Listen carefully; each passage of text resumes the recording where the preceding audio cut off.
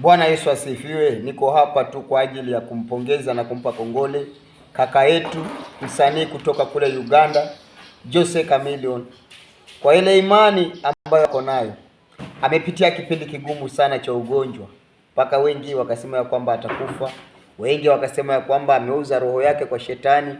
Mambo mengi yaliongelewa, lakini nimemwona katika interviews kadhaa, kwa sababu mimi nimekuwa nikimfuatilia sana Jose Chameleone. Anasema ya kwamba ni Mungu tu ndio ambaye amemponya, kwa sababu anasema amekuwa kule hospitali akihudumiwa na madaktari, lakini ni Mungu ndiye aliyemponya, sio madaktari, kwa sababu Mungu ndo ametumia au madaktari kumponya yeye.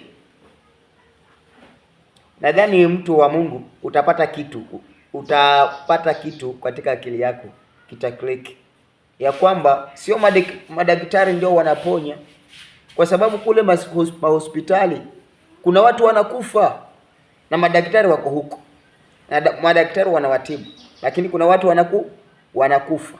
Ingekuwa ni madaktari ndio wanaponya, basi kungekuwa kule mahospitali kungekuwa watu hawakufi, ungekuwa kupelekwa kule unapata uzima. Lakini inahitaji mkono wa Mungu ndio upokee uponyaji wako. Pia wewe unayenisikia, unayeniona, muhusishe Mungu, muamini Mungu. Hata kama utafanya mambo mengine, anza na huyu Mungu, amini ni Mungu ndiye ambaye anaweza. Yeye aliyekuumba, hashindwi na kukutengeneza tena.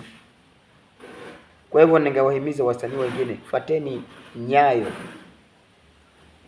za Jose Chameleone, kwa sababu sasa anasema amewacha mambo ya starehe za dunia kama video, pombe, nini, anasema ameacha, anaangalia afya yake, anaangalia maisha yake. Pia wewe msanii, angalia maisha yako, angalia afya yako. Achana na hizi video, sijui pombe, sijui nini, vitu ambavyo vitagharimu maisha yako. Hizi pombe kali hizi zinaharibu pafu zako, zinaharibu figo zako. Then baadaye after kama 10 ama 20 years utakuja utaniambia magonjwa yasiyoisha, magonjwa sijui unahitajika uende India, sijui uende wapi ukafanywa operation, sijui ukapandikizwe nini. Ni kwa sababu ya hizi starehe za kijinga.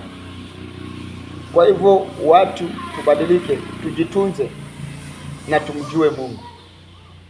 Hongera sana my brother Jose Chameleone, na kufuatilia sana kwa sababu nyimbo zako, hata kama ni nyimbo za secular, mimi namtumikia Mungu, lakini mimi huwa naangalia ule ujumbe ambao uko pale kwenye ile nyimbo. Na nyimbo zako nyingi zimekuwa ziko na jumbe ambazo ni za kuelimisha watu. Mungu akubariki.